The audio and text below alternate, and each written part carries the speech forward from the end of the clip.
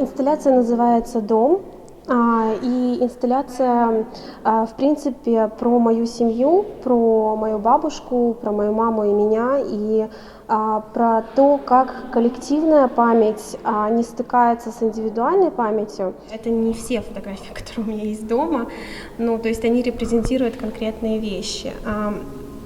Если вот это портрет моей прабабушки и моего прадедушки. Мой прадедушка был репрессирован в 1938 году как враг Советского Союза. И, соответственно, они репрезентируют память в том числе, и каким образом, где люди фотографировались, и что для них это являлось, и Крым в том числе.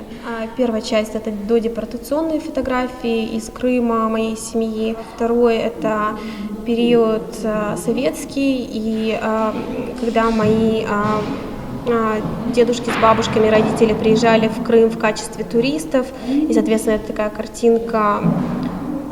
Да, Крым — жемчужина Советского Союза, наверное. И третья часть — это мои личные фотографии детские, ну или там юношеского возраста, когда я была уже в Крыму, когда мы уже вернулись в Крым.